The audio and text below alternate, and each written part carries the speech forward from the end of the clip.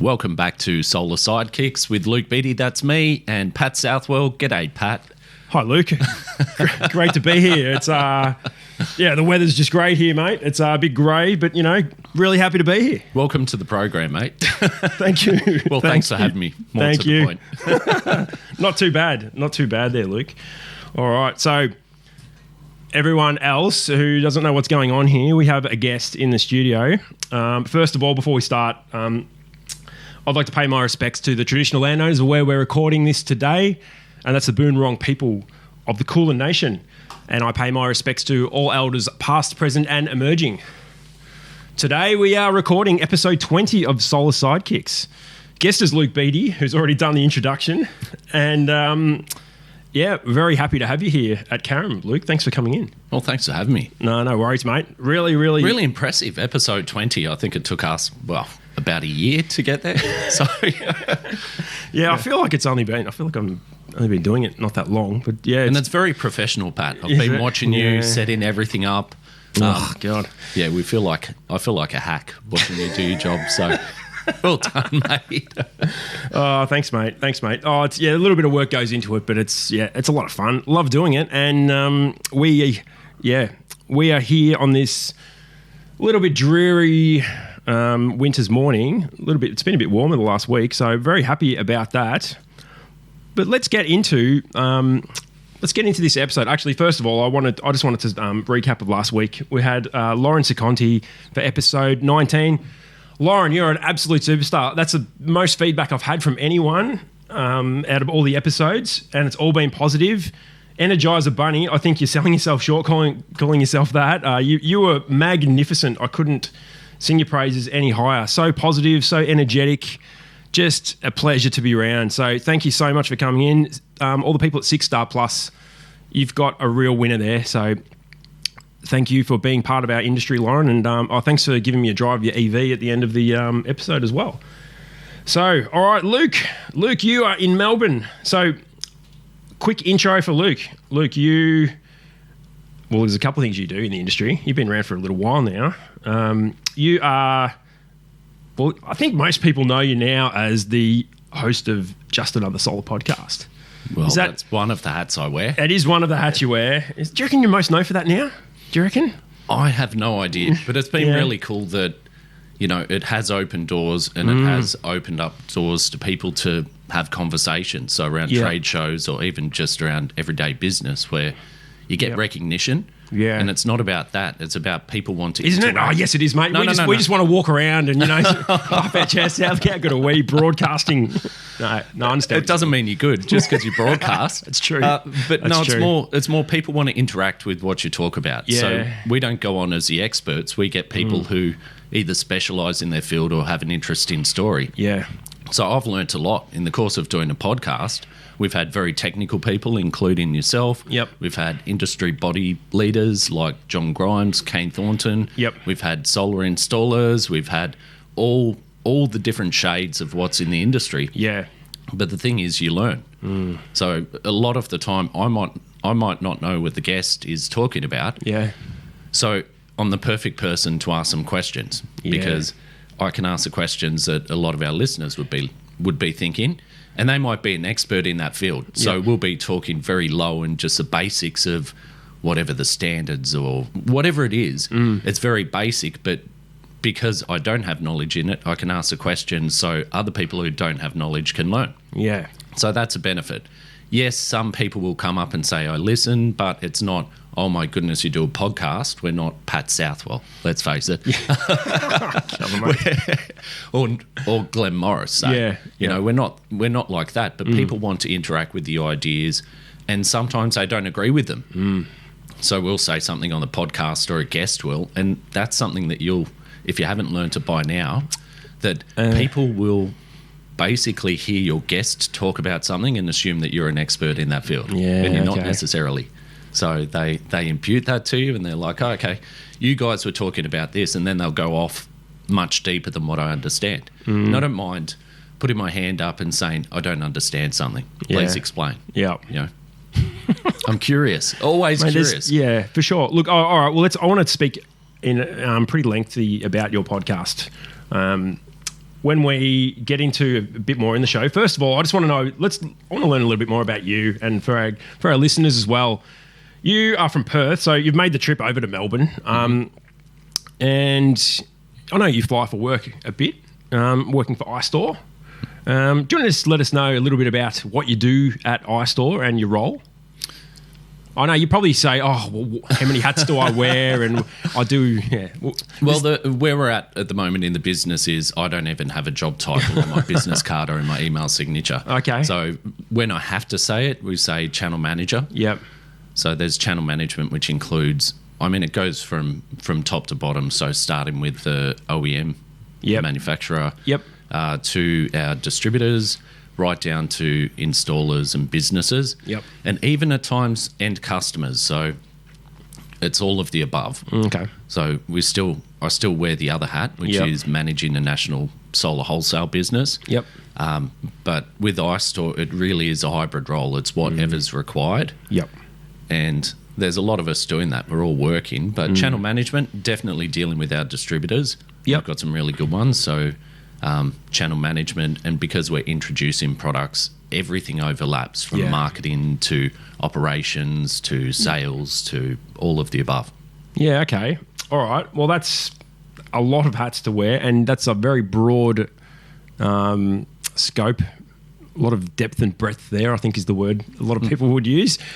Interesting. So that's in Perth mainly. I know most of your business is based in Perth, is it? Like, I know you're an Australian company, and you do work in every state. But your head office is in Perth. That's where the company was founded. So we're still headquartered there. Yeah. But we do have team members around. So if you look at Melbourne, we've got Carl Jensen and Jack Long. Yep. Also two well-known people in the industry. Yep. And so we've got staff all around, but head office is in Perth. Yep. And we are an Australian company. So fully Australian owned. I did know that. Yep. Yeah, good stuff. All right. Well, I'm interested in a little bit of your upbringing because you grew up in Melbourne. Well, not quite. Sort of. Well, you spent some time in Melbourne, didn't you? I was born in Melbourne. Yeah. I spent my first 5 years in Melbourne. Yep. My parents separated. Mum was from Sydney, Dad was from here. So moved to Sydney with Mum. Yep. And spent my school years in Sydney. But a lot of that school holidays, I'll be coming down to Melbourne. Okay. So both Sydney and Melbourne, I have lots of family and friends Where around. about Sydney? Where in Sydney were you? Blacktown, Western Sydney. Yeah, so I go out there now. It's changed a lot. Hasn't it? It's changed a lot. But when I was growing up there, it was, considered quite a rough area. Yep. So we went from Ferntree Gully all the way out to Blacktown. But Ferntree Gully was pretty rough, man, back then. That was... I don't know. I was 5 years old. I wasn't wandering the streets and, fair enough. Getting up to mischief at that point. Fair enough. Yep. Fair enough. Yeah, okay. And then, so when I turned 18, I'd finished year 12. Yep. I got accepted into uni for an engineering degree. And at the time, I was little bit at a loose end, I suppose. So Mum suggested that I move back to Melbourne and live with Dad for a year. So defer uni, which is what I did. But as it all goes, I deferred uni and then started working and living and socialising in Melbourne. Yep. And just stayed on in Melbourne for that time. Yep. And then 10 years after that, I moved to WA. Yeah, right. Good stuff. What do you like better? Well, you're in Perth, aren't you? Everyone wants to ask that question. Well, it's always a rivalry, isn't there, between all the cities? People want to know where you're at. I'll put it on the table, man. Yep. Sydney, Melbourne, it's Melbourne. Yep. But Sydney is still awesome to visit. Great city. I agree with that too. Tourism-wise, yeah, I agree Sydney, with that too. hands down, best place to visit. Yeah. To live and culture, Melbourne. But the traffic here is insane. I'm used to Perth. We've got, a couple of horse and carts going down the freeway. You get around them and there's not too much traffic. But Perth has a very good lifestyle. Yep. Amazing lifestyle for kids, amazing climate, beautiful beaches. The only criticism of Perth is the isolation. So if you want to go anywhere, it's 3 hours on a plane. As it turns out, it's cheaper and quicker to get to Bali, to Denpasar, than what it is Melbourne. So we get there a fair bit too. Well, that's why a lot of people in Bali are from Perth, I've noticed. That's right. Yeah. Yeah. Yep. Yeah. Interesting. And the thing is, people have a really misguided idea of Bali, particularly people who haven't been there before, because, it's full of bogans. Yep. I'm not going to lie. you go to Canggu, you go to Kuta, it's full of bogans. But there's still the culture there, and there's still a lot to see outside of that. So the answer is both. You can go and have the fun time and do that part of it, but there's waterfalls and temples and islands and stuff to explore too. Monkeys the monkeys are terrible, mate. I can't stand them. I went there once. I was I was terrified, mate. That forest in Ubud, I think it was. Monkey forest, yeah. One of them. They're eyeing you off. I know. If they see anything loose, sunglasses, they'll go for it. A wallet, anything loose. But the other thing, have you seen people who carry the food around? Yeah, and they get sold to them by some guy on the street. And the monkeys mob them. I know. And people get bitten and scratched. As soon as you get some of that food, the monkeys will mob you. I'm not into that, man, at all. Nah. I agree about Bali. I thought it was a beautiful place. I've been there once, went there for my honeymoon, and we thought it was a beautiful spot. Again, there is the bogans. There's a lot of bad stuff going on there that we're a bit isolated to. Isolated from in Australia, but there's a lot of great stuff too. Beautiful people, great culture, great scenery. Love the spot. All right, cool. Well, you're back in Melbourne. How often do you travel much for work? Do you do much? A lot. Yeah, a lot less this year. At the start of this year, I said this is a year I'm not going to travel as much. But as we're ramping up iStore and we're really getting some traction with that, you need to travel. But as does the rest of the team. But last year, I can't tell you how many flights I caught. Yeah. Both internationally and mainly nationally, interstate. So Sydney, Melbourne, Brisbane, Adelaide. But yeah, I couldn't even tell you how many flights I've been on. And it does lose the novelty somewhat. Oh, yeah. So take this trip. It's great to come to Melbourne. I love Melbourne. I'll get to catch up with family as well tonight, which is great, and get to do the work, and it's really jam-packed. Yep. But a hotel room's a hotel room, whether it's 5-star or, I mean, we're not staying in 1-star hotels. Yep. But as long as the bed's comfortable and the shower's hot, it's good. Yep.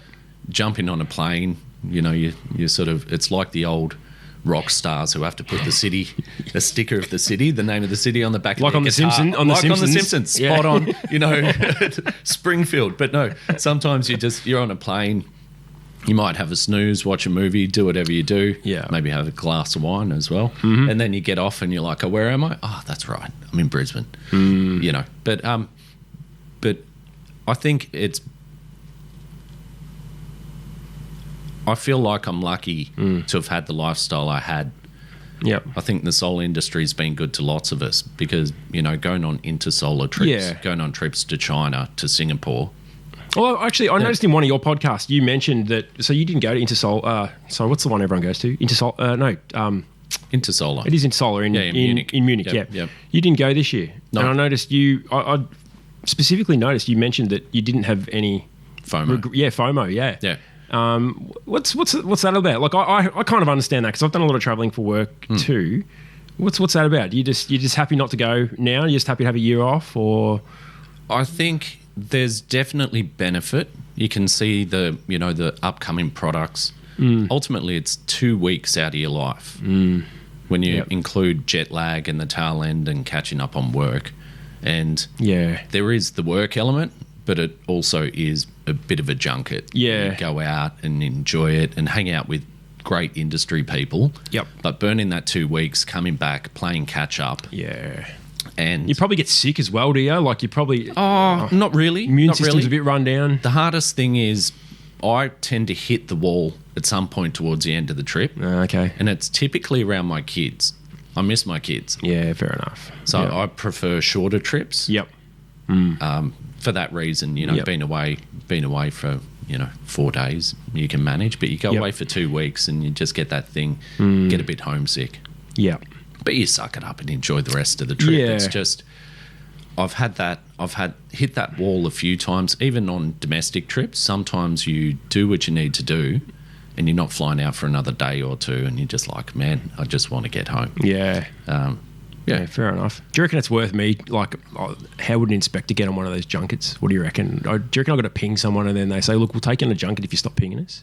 Do you reckon that's the way to do it? Or you reckon I say... It's a good question. I reckon sponsorship. Cash for comments. Cash for comments. Cash for comments. Yeah, I like it. Yeah. Like it worked for, what was it? I won't mention any names. Some 90s radio host, I think. I won't mention any names. Okay. Have you received any legal letters, Pat? I wouldn't imagine. No, not legal letters, no. Who knows what's coming up? Hope not. I don't know. I don't think it's not too controversial, I don't think. I've said a couple of little things. I don't think it's too I don't think it is either. But coming back to the FOMO and fear of missing out, that's professionally, but that's also just outside of work and socially. I think with social media, you always see the best of people, and you're always going to have friends or family traveling somewhere or doing something really cool. Yeah. And the fact is that most of us have day-to-day lives. Yep. So you might post this really cool thing from a holiday and the highlights. I reckon that sometimes people have shit holidays. And they just make them look great. And then they pick out the good pictures and they want to project that because they feel better and people interact with it and like it. And they're like, so you don't know if it's a good or bad holiday from the photos. You don't know if it's a good or bad junket from the... For sure. Mate, I actually had a Facebook memory come up yesterday of a holiday we went on 2 years ago. Yep. And I'm looking back at these photos. I was sitting on the Gold Coast, on the beach with Joe. We had like cocktails at 11 in the morning, walking along the beach, and went and had this fine dining restaurant and put the kids in the kids club and all this sort of stuff. And I'm like, oh, yeah, geez, it looks really good. Mate, that holiday, that was one of the hardest times of my life. We just come out of COVID. The kids were just bluing the whole time. We almost went home. We almost like it got that close. We almost went home. Right. It got a bit better by the time we got to SeaWorld because we did all the theme parks. And then we did what's the first Warner Brothers Movie World. Man, I hate that place. That's a horrible place. Half the rides were shut because of COVID. The issues with COVID and staff and everything. So I totally get that, mate. I look back, even I look at those photos and go, oh yeah, that was really good, mate. And that was hard. It was hard. Yeah, exactly. Yeah, exactly. I know. Things on social media do look a little bit different sometimes as to reality of the world. It feeds into our FOMO because even though we know that everyone's projecting their best and their highlights, you still have that tendency to go, oh, maybe I'm missing out, maybe I'm not achieving. Yeah. And that's one of the things I've been addressing with myself, hence why in that episode I said I saw all the pictures there. I had an invite to Intersolar. Yep. Fronius invited me to go, and I decided not to take the time out. Now, even more so then, I should have been watching the guys on the Fronius part of it and the factory tour and all the stuff they were doing and going, oh, I'm missing out. Yeah. I didn't. Yeah. So you've probably done a lot of that already, have you? I mean, it's probably... are they different from year to year? Like if you went on a Fronius tour 1 year to the next... They're probably going to show you slightly different products and those sort of things. Slightly different products or whatever they're releasing, and the extracurricular stuff is a bit different each year. But ultimately it's the factory, the R&D. Yeah. So it's more about the message and the roadmap and whatever else they're doing. But Intersolar is just mind blowing. I haven't been to SNEC in China, and that's meant to be even bigger. But you go to Intersolar and there's 18 halls or whatever it is, the size of all energy. It's insane. And then you go out the back and they've got the EVs. And I think I've worked out how to do it. The first day you're just ripping through the halls and noting what you want to go and see. Okay. The second day you go back and go and see those things. But the problem is you run into people. It's the issue with all conferences, mate. You can't get away from it. And you're like me, you're long-winded, right? You can't just say, hey, man, great to see you. How's it going? Yeah, going well. We'll catch you later on. You're sort of like, oh, man, you hug him. I know. I'm getting better. I'm getting better because I realised this last year that it's a weakness of mine. And I wasn't getting to the things I needed to do. I was almost not worried about being rude, but I want to have relationships with people and I don't want them to think I'm just not giving them the time of day or whatever. But it was to my own detriment because I wasn't getting to the things I needed to get to. Yep. And all of a sudden it's 5 o'clock and you've got to be at some other place or whatever. Yep. That was happening a lot. But I've got a couple of little techniques now. Okay. Brushing people off? In a polite way. Sort of what it is a little bit. It's sort of what it is a little bit. It's not rude though. It's not. And I think people get that now. It's not rude. If you say to someone, hopefully I can catch you later, I really want to have a chat with you, but look, it's busy. It's 2 days. This is the thing. Yep. All energy is only 2 days. It could easily be a week and we would still probably not think it's enough time. I think that was a really cool thing Andy McCarthy was talking about, was saying that if he knows 80% of the people there, he's going to go to the 20% or whatever the numbers were. Yep. And I think that that's really good guidance, because you do have a tendency to go, right, it's a school reunion. Old mate's there, old mate's there. It's not rude to give them a hug or a handshake or high five or whatever you do. Yeah. And to target some other people, or maybe instead of doing that, you can be going and checking out a particular product that you may be looking to integrate, or speaking to a prospect or client, or doing something that's actually work.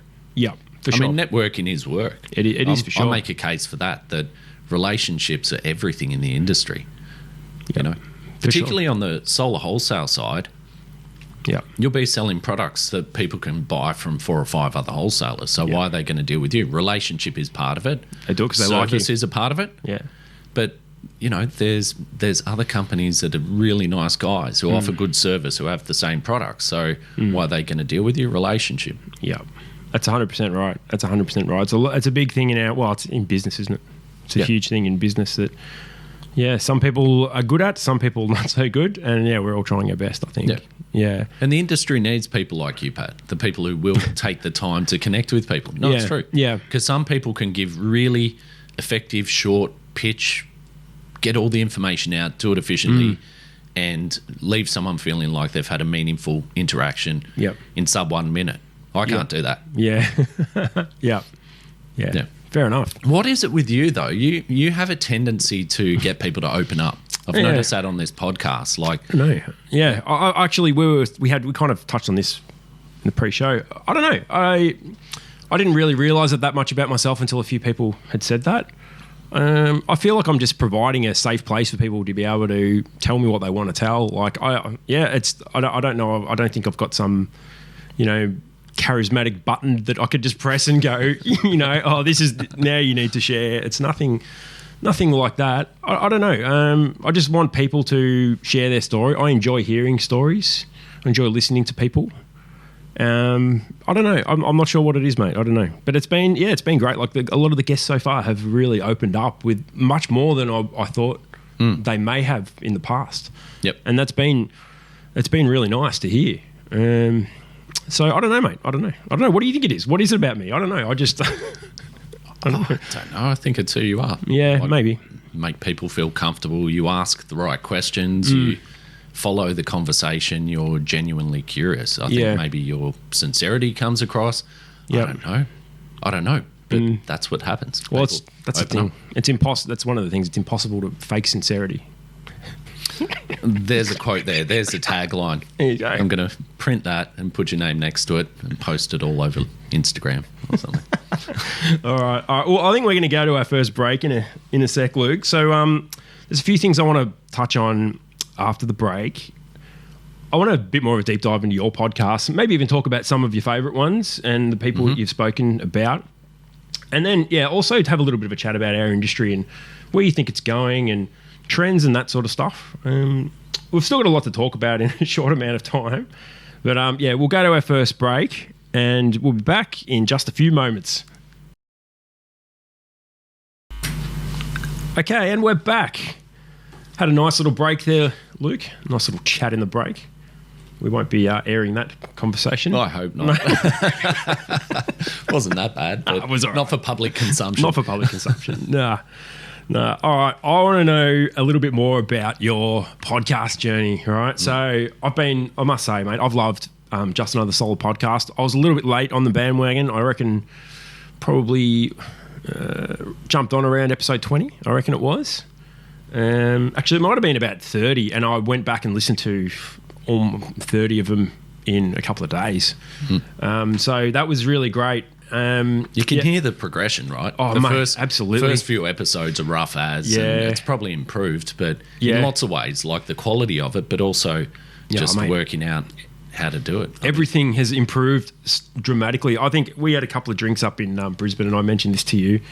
You went with some intro music in episode 5, and I think you said you went on GarageBand or something and just worked like literally 2 minutes and posted it.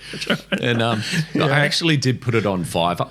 I had some guy, and I listened to if anyone's used Fiverr, you can jump on this app and bid, and people will do music or advertising or anything for it. So I go on there and I find this guy that one of his demo ones was an Australian accent and he does a bit of music and does the intro. So I wrote a script and sent it through to him and said, right, that sounds really good. As it turns out, he was like a pommy guy. The music wasn't great. I'm not going to lie. And then, you know, it had this clash and this bang. And he's like, welcome back to Just Another Solar podcast. And you're like, man, do I send it back to him? And then I lost half of it because I'm busy. I mean, this isn't our primary job. We just sort of, like yourself, we jam it in where we can. Yeah. So we gave it a crack. We're taking submissions for anyone who wants to do intro, outro music with or without voiceovers. We don't care if you want to submit it, but I sort of lost my push to do it. Yeah. unless Nigel or Carl step up and, you know, go and jump on GarageBand or engage someone to do it. I'm happy to just do it that way. So that means that it still sounds a bit amateurish. Yeah. But I don't mind. Mate, I love it. I was saying this before. We haven't commercialised it. No. We've had opportunities for sponsorship. Yep. And we may do in the future, but and we've even joked about it on the actual show, you know, with sponsors, bring your money. But at the moment, you know, no one's paying the money. You don't have any... hang on, that's not true. No. Clenergy... Sponsored drinks at All Energy. Yeah, I take it all back. I had a couple of those drinks. They were quite tasty. I did too. Yeah. I did too. And doing that live show, they're my favourite shows. The live shows? ones. Yeah. Yep. Either not just on the stage, but also, you know, we've done them at pubs. Yep. Outside the show, we've done it, you know, in meeting rooms. We've done it on the floor of the show. They're always my favourite ones. Yeah, very good. So, let's go back. So, this was basically, from what you've explained to me, it's just a bit of a catch up through COVID with Carl. Yep. And you just recorded a Zoom chat. Is that right? Yeah. So we came up with this thing on Friday afternoon. So we didn't come up with it. It wasn't a thing. It was just Fridays coming up. Melbourne particularly was in lockdown. Yep. So Carl and I would invite a couple of people. Who are we going to invite this time? So it might be, you know, Dougal. It might be the Tripodies, the old solar cart guys. Yep. And we'd just get on Zoom and have a bit of a chat, have a beer. It wasn't meant to be a conversation about solar. But as is always the case... you end up talking shop and there was a lot going on during COVID. Oh, wasn't there ever? The big question marks, because remember the start of COVID, we're like, we don't know if the economy is going to collapse. We don't know what's going to go on. Are we all going to die? Industry. Are we going to die? Is it some, you know, are we going to move into some dystopian world where law and order dissolves? And I mean, it didn't work out that way, and it didn't take long to work that out. But we were there going, what does this mean for the industry? That's right. Because people are stuck at home, people aren't working. If there's a big hit to the economy, then maybe solar's going to collapse, or, you know, the market's going to reduce a lot. And then there was funky stuff going on with the pricing. So anyway, we get together and we have beers and just talk about general stuff and socialise. But then you'd also inevitably talk about the issues, or, you know, whatever's going on in the industry. So we had a Friday coming up, and it was just Carl and I, and neither of us had reached out to anyone. I'm like, maybe we'll just record it. We'll just talk about it. I listen to podcasts. Yep. So I was like, hey, we can do that. So we'll just click record on Zoom, see what happens. And I had 10 minutes till we were going to jump on. And I just Googled, how do you host a podcast? And Buzzsprout came up, and I clicked on that. I'm like, right, okay. So I just need to record it and upload it, and there's more to it, obviously, but that's what happened. So the first episode is absolutely a slap together, and it's, you know, there's factual errors and there's terrible audio, and the conversation doesn't really flow. But I think that also comes down to also being aware of the microphone, because I'd gone, right, we might do a podcast. This might be episode 1, but it wasn't quite going to be a thing. And then you become really aware of the microphone. And what if someone listens to this, you know, like, oh my goodness. And that's one of the things, like you're either natural or you're not. But once you forget there's a microphone, I'm talking to you like this and there'll be other people listening. Once you can stay engaged in a conversation, just like we are, it got a lot easier. But the early episodes, it was really rough and ready. But then I spoke to Nigel about it. I've spoken to you about it too. I was thinking of pulling down the old episodes, wait till they get a bit professional. But then it shows the evolution. Absolutely. So it was about episode 3. So we had done 2 of them, and I contacted Rod Dwarf. Yeah, it was Rod. Rod was your first guest, wasn't he? First guest. Yep. That was a good episode. That was good. I like that one. Yeah. There you go. But so Rod said yes, because we've been knocking around with Rod for years, respect Rod, but he's also a mate too. Yep. So we reached out and it's like, hey, he hadn't heard that we were doing a podcast, but we're kind of trying to do a podcast. Would you come on? And Rod's like, yeah, sure. No worries, man. So we got on and just did it with him. And then it's like, hey, a guest, that works. And then we were just fortunate that I think it's due to having those relationships we were talking about and being networked, that even though people don't know what it is, they're willing to support what you're doing or to come on a podcast. And the fact is, like, a lot of people like having a platform just to talk about stuff. And most definitely. And everyone's got like a unique point of view about everything. Yeah. And it's a lot of the time, if you give them the time of day, it's really interesting. It's really interesting. We're all in our own little worlds. And then once you open up someone else's world, you learn. That's what I've loved. For sure. So, we've had amazing guests. We've had maybe a handful of episodes without a guest, and we can do that too. Yeah, you can. But is that from guests pulling out, or just from you think it's time to do one with? Oh, I can't even remember, man. I mean, it went on ice. I was going through a separation, and it was quite a challenging time in my life because professionally I had a lot going on, a lot of travel, a lot of stuff with the kids, and then trying to juggle a separation as well. And then it was around December a couple of years ago, and I went, right, we'll just park it. We didn't tell people we were taking a break, and I learned that that's a mistake. So we just sort of went on break, and then I got a phone call from Nigel Morris. So apparently Solar Insiders, which is, it's been running for a long time. Nigel was a part of that for 5 or 6 years or whatever. That was on ice, or it was parked or on a break or whatever, and Nigel just reached out and he said, would you consider me coming on as a co-host, have a chat to Carl, see what Carl thinks about it? I said, Nigel, I don't need to speak to Carl. It'll be awesome. It's a yes, mate. See what it looks like. Yeah. So it was really that.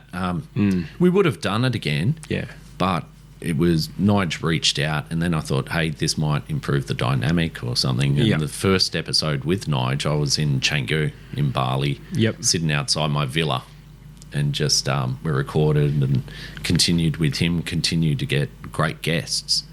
And I love the stories. Some of them are very technical, some of them are very much about a business journey, but then it's a bit the same. People open up, and then we started having this question, which is around, speaking to busy business people, how do you find balance in your life? And we framed the question lots of different ways. Some people there, or some of the guests, it doesn't actually make sense for them to answer that question. It's either been embedded, or it's very much if you get people who are more, I suppose, politically minded, who just want to get the message out there. They don't really want to go into that personal stuff. But what we found is asking that question, you get a whole host of different answers, and people open up, and then you can take it and go, well, we're all busy. We all have personal stuff going on. And some of that stuff you can relate to, or it's just great hearing that story. But maybe there's someone who's listening that is going through a similar thing, or has gone through a similar thing, and they're trying to make sense of it and juggling a business, or juggling their career, or juggling whatever it is. And maybe that message might be good for them. We don't do it as well as some podcasts. Yeah, but I think it's a really good point. Like, a lot of people do listen to podcasts and have aha moments, if you call it that, and go, I'm going through a similar type of thing. Maybe that's something I can try, or whatever it is. I agree, mate. I agree. It opens. I think you're offering to people much more than you're sort of giving it credit for there. I think there's people love it. They do. They absolutely love it. They're like, I'm going through a similar thing. This is real. This is true. Or just not seeing a pathway out, or getting any advice from it. Just going, hey, they went through a similar thing, and they're sitting there in a really good position in life, or they've achieved something despite their challenges. And maybe that's a message that, if you can't see the forest for the trees, sometimes you know that, hey, you're going to move beyond that challenge, and the future could really be bright still. Yeah. Hold on for one more day and things will go your way. Yeah, a wise person once saying that, I think. Yeah. Wilson Phillips, that was, I think. There you go. Yeah. Well, all right. So have you got a favourite episode? Or is that too hard? Too harsh? Carl actually asked me this yesterday. We went up to Co-op, so with Glamorous, and Carl asked me that on the camera, and I'm like, I don't know. typically it's the last episode we did. Yeah. Because that's a fresh one. It does happen, doesn't it? Yeah. So I've got some, at the time, I've had plenty of favourite ones.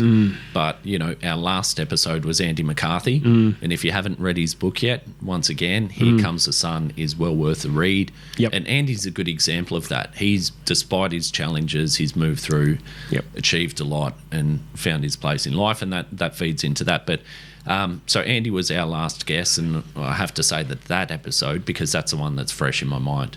It's funny how many little tidbits get parked in your memory, and you'll be in conversation and it just comes out. And it works really well in business, because you might have had a technical guest, a glamorous or someone like that, who's talking about some standard or something, and it comes up in conversation and it's just parked in your brain, and you just pull that thing out and go, wow, that's cool. Yeah, cool. right. But I don't have a favourite, no. No. You got to... No, I won't ask you if you've had a shocker, because I wouldn't ask you to name it, but you probably... Yeah. Is there a shocker? Like, I won't ask you to name it. Yep. Yeah, okay. Fair enough. There's a couple. A couple of shockers. But you still post them, right? Yeah, of course. We're not going live on air or broadcasting. We're not Stephen Bartlett. Or, exactly. It's fine. It's fine. Fair enough. Do you listen to that podcast? No, I don't. No, it's pretty good. Diary of the CEO is a good one. Yeah. Diary of CEO. Yes, I listened to that about 2 weeks ago. It's pretty cool. Yeah. Oh, that's him. That's yeah. Okay. I've listened to the book, the audio book. Okay. Yeah. Diary of a CEO. Yeah. Yeah. I listened to that like 2 weeks ago in the car. Yeah. Mate, that was great.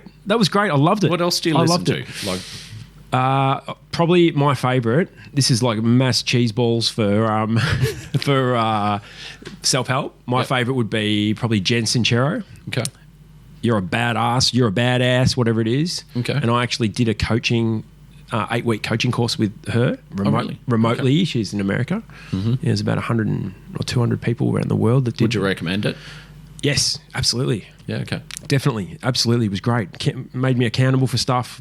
Helped me achieve things. Made me look at my life a different way. It was great. What else have I listened to? Probably. That's a main one. She's got like 3 or 4 good books. Just trying to think what I've got sitting there.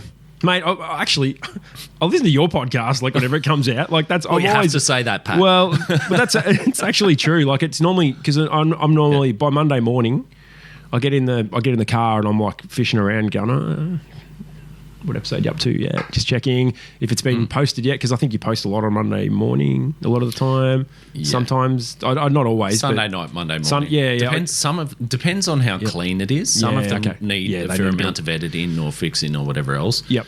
And it depends what's going on. So I've had times where you've got an episode and it's a weekend where you're away, or I was away for a wedding. You're like, I've got to find time to do the editing. Yeah. So it depends on that. But I listen to yours as well, but tends to be in bursts. So I listen to like 2 or 3 episodes. You'll bank them for a few weeks. Yeah, that's. Yeah, but I don't listen to a lot of solar podcasts. Yeah, that sort of thing. I've started a little bit again. I've started listening a little bit to Giles again. Yep. But it's a little bit out of my realm, like where he does the energy inside of stuff.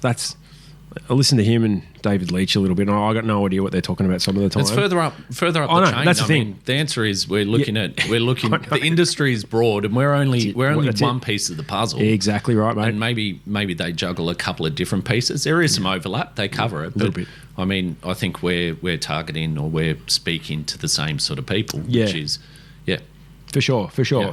Yeah. But yeah, they're probably the main ones I listen to at the moment. But look, I'm interested more about your podcast. What doors do you think that maybe has opened for you having the podcast? Like, have you been able to create better relationships with people as a result, or have you? I mean, obviously now you'll see people at trade events and you'll be like, "Hey, how you going? Episode 34. Hey," like you can sort of do that sort of stuff. That's a huge one. Yeah. So it is that. If you've had someone as a guest, then whenever you see them around, you're gonna easily connect with them because it's not like shaking their hand, introducing yourself at a networks event. Yeah, it's like you've sat down and had a conversation with them. So definitely those people, but we're not any different. And I really like just people. There's people who listen to the podcast who'll stop you and say, "Hey, I really enjoy it," and they just. it just takes away having to do the pitch. This is who I am. This is what I do. This is what you do. If they listen to it, at least they have a bit of a sense of who you are. They've heard of it, but that's about all. I mean, we don't get financial benefit. No. You know, we don't have the. It's not anything more than just a function in the industry. Yep. It's a service for the industry, really. That's exactly right. And that's not, we didn't start it as a service to the industry. No, but that's what it is. We don't continue it exactly. as a service to the industry. Yep. A lot of it's our own curiosity. Yep. So, you know, you get Warwick Johnston on speaking about the trends and you connect the dots. So when we had Warwick last time, we've had him a couple of times. At the time, we were just hearing from everyone that the market's down, the leads are down. Oh, that was it's tough out there. It's bizarre, wasn't it? And then the Sunwiz data and the actual certificate trading says we're running record numbers. So not what I'm hearing. Like, that's right. Exactly, yeah. That's right. So getting him on there and being able to ask him, a numbers man, why is this? Why does the market look really soft and everyone's finding it really tough, and yet we're hitting record numbers? So that sort of stuff. It's our own curiosity trying to make sense of it, but someone listening will get benefit because they might run a solar business, and they're doing it really tough because their leads are down and they're concerned about the future. You know, they're not making the money they were, the margins are down, and the wheels are turning really fast, but they're not moving forward. So if they hear that, first of all, it might give them a bit of comfort that, hey, it's not just me, it's the whole industry. But then maybe that might spur them to look at other ways they can improve, adapt, change. Yeah. But that's not the purpose of No, of course not. Nor is, you know, anyone listening to our voices and being able to walk in and puff your chest out because I mean, otherwise we'd have a theme by now, right, Pat? We don't. Well, actually, I do remember we were at the what's it called now? What was the one in Brisbane? The Solar and Storage. Solar and Storage, yeah, live. That's it, yeah. So we were across the road having a couple of drinks after a hard day of conferencing. I was at the bar with you, ordering some drinks, and some guy came up to you, and he was like, "Oh," like he had a conversation with you, and then he said, "Oh, thanks, Luke." Yeah, and you're like, "Oh, who's that guy?" Like, maybe he must have listened to the podcast. He knew who you were. You had no idea who he was. Yeah. But it was... Well, it might be the podcast, but also I'm pretty good with faces and names as well. Yeah. So even if I can't capture the name, you can get the face. Yeah. And sometimes it's just that one little thing that sparks. It basically unlocks that whole... I had a conversation with him. He's from Tasmania and we were talking about this. You get a bit of that going on, but I don't know. I don't know. Interesting. All right, I want to talk to you about the emergence of the magnificent Jess McPherson. Yeah. So you've like basically. So look. Let's just call a spade here. You've just stolen her off me, like pretty much. Like I got her in, we had to sing and all this sort of stuff, and now she's like a regular on your show, man, and she's doing. You can have her. I think people like Jess in the industry, passionate people.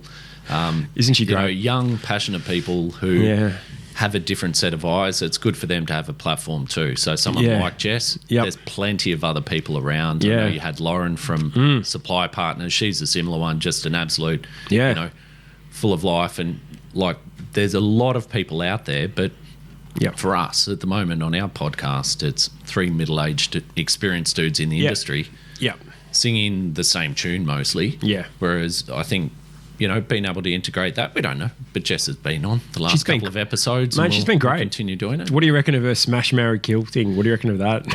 I'm a bit with Andy McCarthy, where she said smash, marry, kill, and he almost needed someone to translate it for him. But that's the whole point, right? Like, I mean, it's but no, she's a great person in the industry, in a great business, and I think, you know, it's not about us all building ourselves up and running on with the industry. We need the next generation and we need to inspire the generation behind them to say, hey, this is an industry to come towards. We're doing the energy transition. Come along on the journey. I mean, we're competing for the superstars of the future, right? You know, we want the aspiring engineers, we want the aspiring business people, aspiring electricians and whatever else it is. We want them to come to our industry. We're competing, particularly in WA, you're competing against mining. So, and mining companies can always pay more than you, and they can always give better conditions than you, and they've got much bigger purses.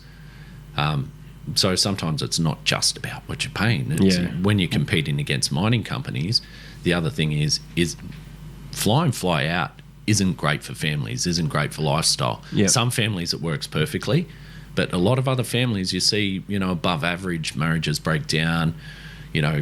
Kids get to their teenage years and don't have a proper relationship with the parent who's been away. Yeah. So if you can have a solar company, or as an industry, we can make the culture so good that it's no different to a solar sale.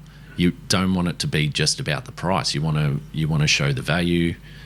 When it comes as an industry, we want to show a culture. We want to show something that encourages that next generation to come.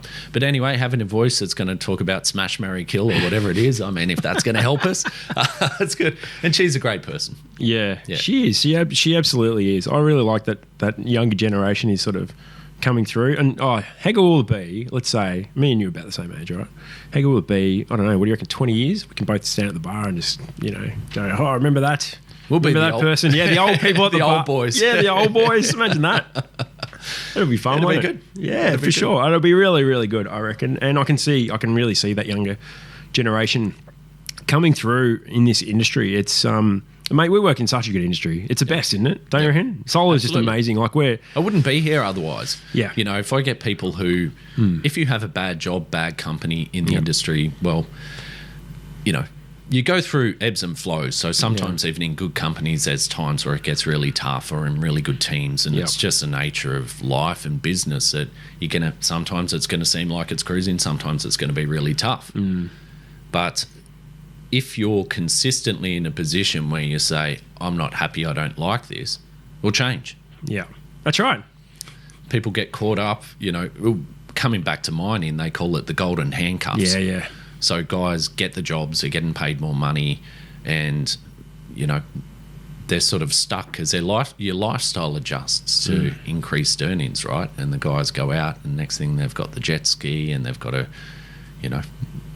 big mortgage, a bigger mortgage than what they had, or whatever it is, and all the toys, and they turn around and go, hey, I actually don't love this. I need to find something else. And it's a mental barrier to say, hey, but then I'm not going to be able to meet my obligations. There's always going to be something else that will pay enough for you to support your lifestyle. But if you're not happy in it, then it's not necessarily that you resign that day and you move on. You plan. You go, right, what does it look like, the pathway out of here? What's it going to be? And then you take steps towards it. So if you don't love what you do, you can change within that, and maybe you'll learn to love it. You can adapt.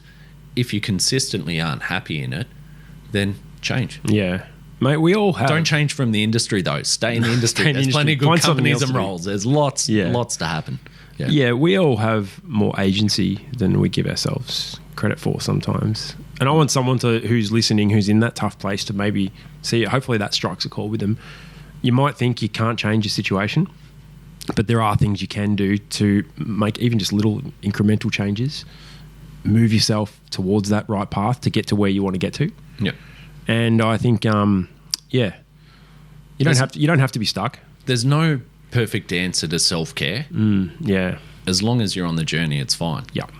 And for me, like one of the best things I do to manage my own mental health is going to the gym. Yeah. That doesn't work for everyone, but for me, I don't know. That just works for me. It's good for you. There's other things to do, but that's one of my things that if I don't go for a couple of weeks, I'm on holidays, it's not, I feel weak.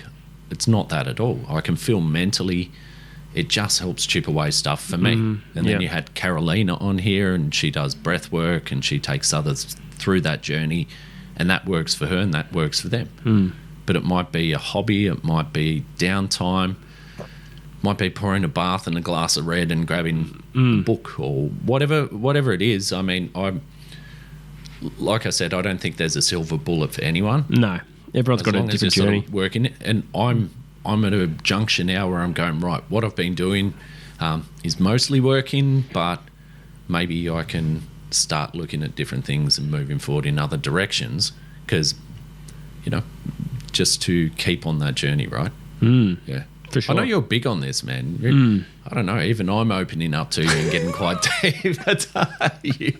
Well, I've had my own mental health demons myself. Yeah. And even I'm speaking or listening to Andy and the way he speaks about it, it really struck a chord with me and what I've been through. And I've tried to be open about it. And he's just brought it to a new level. Yep. Like the way he talks about his journey and his mental health and mental well-being, having a healthy brain and all that sort of stuff. It's really struck a chord with me. I just thought of something. Did you see on the socials the guy who was doing the weather on ABC who had a panic attack live on air? How good was that? Did you love that? I loved it. He had this panic attack and he's just like, you could see him sort of just choking up a little bit because I knew it was going to happen when I watched it. I read the captions and everything, and then he was like, I just need to stop for a minute. I need to go back to you. I'm having a panic attack. You guys know I have these panic attacks and I just need a few moments. And then they're like, yep, fine. And they've supported him through it and they've given him time he needs, and then he comes back and he speaks about it again. I love that. That's change. Is that not the change that we need? Do you think I think so. I mean, coming back to the podcast where you were guest on our podcast and you spoke about anxiety attacks and some of the things you've had around life and public speaking. And that was one of the episodes we've got the most feedback about still. Really? Wow. So it's not putting Andy's story on a pedestal, your story as well, and the weatherman or the newsreader or whoever it is, just being real. Yeah. Yeah. Yeah, well, I mean, I still remember the first time I ever spoke at All Energy. Did I mention this in your podcast? I can't remember if I did or not. Anyway, my heart rate, I was wearing my Apple Watch, my heart rate sat, I'd have to check, it's still in the data there, but it sat around 160, 170 beats per minute for a good solid 15 minutes. I had one of those. I had that happen to me a couple of days ago, or not the heart rate. So the Smart Energy Council has released a 10-point pathway to the WA government. We've got an election early next year, and it's got things from WA is the only state that hasn't set an emissions reduction target and renewable targets. So that's a couple of the points. It's got they're suggesting a policy for a battery scheme in WA and a bit of information around that, a stewardship scheme and a bunch of stuff around networks. So they did their press release, and Wilf Johnston, the general manager of the SEC in WA, contacted me and he said, can you come down to Parliament? We're going to do a presser. It'd be good to have an industry rep there. And I was flying to Melbourne. So I was booked on a 6 a.m. flight. And he said, no, if you can change your flight, do it. So initially I sent it to our CEO, Elise, and I said, can you step up and do this? Or are you happy to do that? Because I've got to jump on the flight. And then it's like, well, one of our other directors came to me and he said, mate, change your flight. Just go and do it. So changed my flight, turned up to State Parliament, and some of the SEC people were there and other climate people and people related to our group. And, I've spoken on plenty of stages, microphones, podcasts, videos and that. But network cameras there with reporters asking questions and drilling down on a battery scheme and cost of batteries, I had one of my legs was literally shaking. Wow. Now, I kept my voice clear. My voice wasn't wavering or anything else, but it's one of the most nerve-wracking things I've ever done. And I'm not nervous public speaking typically, but I had that moment where I was like, and then I get to the airport. So I rushed to the airport to get my flight that I'd pushed back, and that flight was cancelled.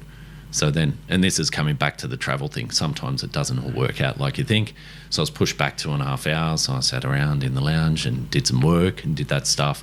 So initially I was going to get here because I've got a very packed couple of days in Melbourne. I was going to get here at 8 p.m, would have been mosey on into the hotel, get enough sleep. But as it turned out, I was back at the hotel after midnight, had to be up very early to get to the first engagement in the morning yesterday, and the whole thing has rolled on since then, end on end and rolling. But so this here is just an extension of all of that? Is that right? So it hasn't stopped since about Tuesday. I've just had that end on end where, the work builds up a bit and there's a whole bunch of stuff that I'm trying to keep on top of. But it's just, that's the nature of it. If you're going to travel, you want to condense everything. I haven't come to Melbourne. You don't fly across and stay in hotels and have all the expense. to sit around and drink coffee down on South Bank and watch the world go by. Like, that's right. To actually get stuff done. Yeah. You know, so, but that was interesting. Yeah, I didn't expect, I thought being in front of those cameras, I thought would be just the same as coming here with you, which I'm perfectly comfortable here. Thank you. Yeah. But yeah, it was something else. And yeah, my heart rate was through the roof. Wow, mate. Oh, well, congratulations on getting through it. Anyway, good stuff. Well done. And then it was overshadowed because the WA government had an announcement on removing green tape through the EPA legislation. So it didn't even end up on the news. Thank goodness. But next time I know to prepare much better to know what's going to happen. Yeah. Yeah. Good stuff. All right. Well, that's a pretty deep conversation we've had there. It's pretty cool. All right. Well, we're going to go to our next ad break now. When we come back, we'll do a bit of a wrap up on a few things. And I don't know what we'll talk about. I'm sure it'll be interesting though. All right. So yeah, we'll be back after this little break. All right, we are back from our break, so we're going to head into the wrap-ups of the show. I didn't realise you actually have a break, Pat. Yeah, it's an actual break, mate. I don't just sit here and like push buttons and stuff. We actually have a break. Okay, yeah. Gotcha. Yeah, yeah. We used to have the ads on, but we're not doing them at the moment. So, yeah. Until you get your trip to Intersolar confirmed, and then if you'd like to advertise on Pat's program, reach out. Brown paper bag and a trip to Intersolar next year. Yeah, imagine that. Oh, God. Yeah. Where is it? It's Germany, isn't it? Yeah, Germany. Munich. Yeah. Munich. Interesting. Good time of year to go too, isn't it? Yeah. Actually, you took a swim, didn't you? I did. Yeah, with the Springer boys. I saw that. Did. Yeah. Yeah. Cold? It was very cold. Yeah. It was actually a warm day, but those Austrian lakes, I think it's melted ice or whatever, they're freezing cold. But it was good. It was a good time. I mean, such great people, including the Springers on that trip. Heaps of fun. Yep. Yeah, very good. All right, well, let's talk about a little bit about our industry at the moment. You seeing any trends at the moment? Any stuff? Like, what do you reckon we're going to be next year? What do you reckon? Well... Or... I think we're going to continue on. I do have something I'd like to raise. We're just trying to find something. So we have the iStore products, not just the heat pumps now. We've got the inverters, hybrid inverters, batteries, and we've got some EV chargers in the works. So pretty cool from a 100% Australian-owned and operated business. As part of getting compliance around the country for our inverters, there's a lot of hoops to jump through. So in WA, they've got remote shutdown requirements, which is something that's done via GreenSync. And then in South Australia, Sapin has their flexible exports, which is also via GreenSync, but different requirement, different testing. And then from the 1st of October in Victoria, there's the CCIP Oz, which is common smart inverter protocol. So you've got that single point of control and everything else. Anyway, so you have the required testing to do for that. And also Queensland as well has that requirement. And then you have the different networks around the country who will have their own required testing and so forth. It's not just about the cost and effort, it's just a big wedge in the industry that we need the newer products and the innovative products to be able to come to market easily. The good stuff anyway. I mean, we've got the checks and balances through the products assurance scheme. And really, that should be the gatekeeper for products that belong here and those that don't, and those that should be pulled off and those that don't. But then we end up with a whole bunch of different lists around the country about what's compliant, what isn't. So SolarVic comes up with their list. I think Queensland piggybacks off that. They will reference the CEC list. It would be really nice. Hear me on this. I know exactly what you're saying. It would be really nice if we just had one lot of standards around the country. If we had one lot of requirements that meet all the network's requirements, particularly if we're gonna see CCIP Oz come in around the country, implement it nationally, have standardised testing or have the one testing that you have to do so that you comply all around the country. I think that will make a whole lot more sense. I don't think it's a bad thing going to a smarter solution, for the benefit of the grid, for the benefit of the homeowners and business owners who can put more solar because we've got smart solutions. I think it's good, but so many hoops to jump through and so many local regulators and solar schemes reinventing the wheel. So this is what I've thought about. It's ridiculous, isn't it? Honestly. Let's say New South Wales, they've got the battery scheme coming up and IPART's doing that. that's a whole layer of bureaucracy. A whole bunch of people sitting at desks getting paid, reinventing the wheel and redefining what it should be and having consultation with industry and doing all this stuff and burning all the time and resources, when if we just had standardization around the country, this is what's required as a product, this is how you test to it, and then just once you've done that testing, you're good around the country and all the networks. You can't have some network operator that pops up. There are some exceptions, and I mean, Horizon Power in WA manages, I think it's 38 microgrids around the state. Yeah, it's a bit different. It's a bit different there, where you've got a very different local scenario. Bit but more everything isolated, on the Swiss grid. Yep. So that's basically where Perth is, down through the southwest, and also the rest of the country that's interconnected. I think it'd make a whole lot of sense to say, standardise it, make it simple, and it's going to save money ultimately. And all that resourcing for the different bodies that are administering and testing and defining and doing all that stuff, chop it out.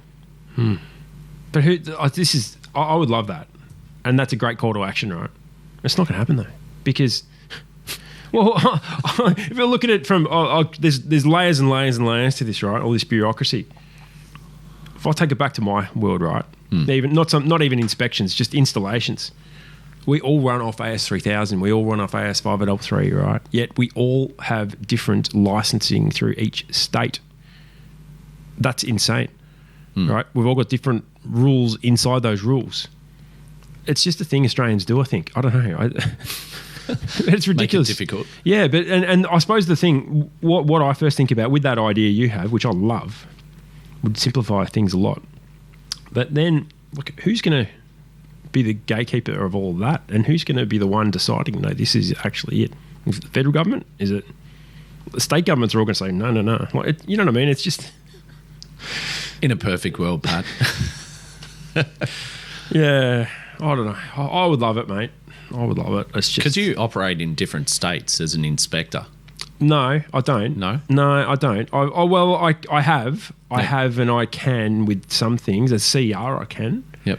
As long as I've got the electrical license in that state, I can operate as a CER inspector. Right. But as with my LEI in Victoria, there's no other state that has the LEI. So, yeah, it's not recognised in other states. So, which is really unfortunate. Especially the ones that don't have mandatory inspections, which we would love. We would absolutely love, but it's, they just don't see it as a priority. But yeah, look, the inspections I have done in other states, you can see the difference.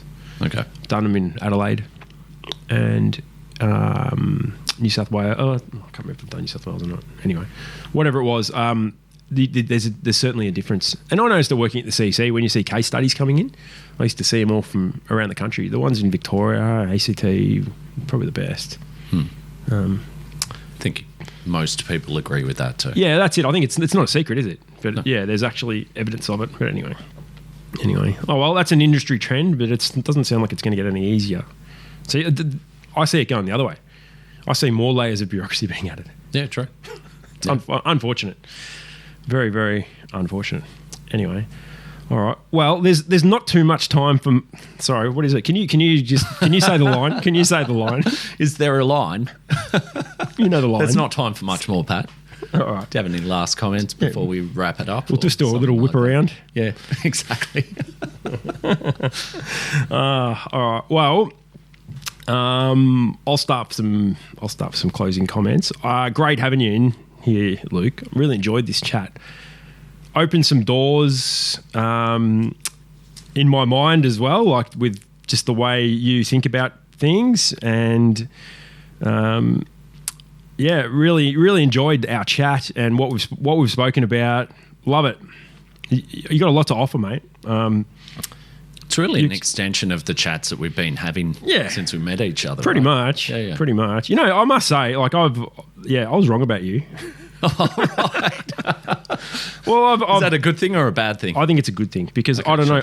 I think it probably says more about me what I was like a few years ago. I don't know. For some reason, I thought you were a bit arrogant when I met you. I think the first time. I don't know what it was. If you made a comment maybe on social media or something, or you said something to me when we first met. I don't know what it was, but it was something in my mind. And then as soon as I had a proper conversation with you, the first time was like a few years ago, I'm like, this guy's not arrogant at all. He's actually really humble, really likable. And I'm like, I think I'm the one with the problem here. Gosh, I didn't know you disliked me. But no, I didn't. I mean, we all do dislike that. you. We all do that when we meet people. Yeah. And sometimes if you get a snapshot of someone, you don't know the context of when you've met them and what's going on, particularly around industry stuff. Yeah, for sure. So yeah, no, I'll take that, man. Or maybe I've improved. I don't know. Maybe it could be. I hope so. Look, I think it says more about me because I'm like more open to getting to know people now rather than just sort of seeing someone and making an assumption about them based on a little bit of information. Yep. More interested now in actually getting to know people, which I think is a positive. But you're certainly not arrogant at all. You're really, really humble and doing a good job with everything you're doing. Like, especially your podcast stuff. Like, I don't know what you do during the day. You tell me stuff like, you know, you're running a wholesale business in solar, and it's interesting. It's interesting. I don't know what you do day to day though, but yeah, I've got an idea, and you tell me stuff. But yeah, I see stuff you're doing with the podcast, and that's magnificent, man. Like, I look forward to it every 2 weeks, and yeah, I don't know if you've ever thought about giving it up, just don't, because I love it. It's great, and yeah, I want to say thanks for that and everything you've done in the industry. And it's, also getting to know you's been great. Like over the last few years, I feel like you're someone I can just call up from either struggling or need to know something or need to know, you know, how to distribute a podcast or something like that. I can give you a call up. That's right. Just tell me we about did have that Buzzsprout. Conversation. We did. We did. So yeah, I want to thank you for the friendship as well. So yeah, thanks, mate. I appreciate you making the effort to come to Carrum. It's a long way from Perth. I know you didn't just come for this, but it was good we were able to line it up. Yeah, for sure. I want to say thanks a lot, mate. It's been great. It's an awesome episode. So well, right back at you, man. I mean, it's been good to know you. I think you're doing a great job with this podcast because none of this is in competition. You know, there's some other great podcasts happening, and it's just about, you know, betterment of the industry, getting information out there, and like you said, it's as a service to the industry. You know, getting the conversations out there. But you're doing a great job as well. I don't think I'd ever stop the podcast. I want to hand it over to someone. Just pass the baton. Yeah, right. No, it's cool. It's cool. I love it. Oh, that's all very lovey-dovey, isn't it? Oh, thanks for having me in Carrum, all the way down here. That's all right. Yeah. You see the cricket grounds where I work the magic every Saturday, or not? Actually, I'm on the other ground with the 3s and 4s play. This is for the 1s and 2s. I only play here when we're short. Has it got a smaller boundary on that field? Nah, it's okay. I think it's about the same. Okay. It's about the same. Yep. Yeah. I hit one into the Pirate Park last year. Oh wow. Yeah. Okay. Yeah. It took me a while, but yeah. Got a couple of runs, but anyway, I love it. It's good fun. All right, cool. Well, we're going to wrap up this episode. Little teaser I won't say for next week's episode because I'm actually going to go into recording it pretty soon. So I don't know when it's going to be shared. Might take a bit longer, but our next guest is Scott Beasley from Energy Safe Victoria. So we've gone into some stuff today about a lot of personal things and things in the industry, but this is going to be, I'm going to have to be on my game with Scott. It's going to get real technical. He's pretty hardcore. Yeah, he knows his stuff really, really well. Obviously works for a government department, so I'm going to have to watch myself a little bit. But yeah, that's going to be fun. So yeah, going to record that shortly. Anyway, all right. Well, thanks everyone for listening. Luke, thanks again for coming in to Carrum. Really enjoyed this episode. Thanks to all the listeners. I want to just also shout out to if people can start to subscribe on YouTube, that would be amazing. Like us on Facebook as well, but the subscribe on YouTube would be good.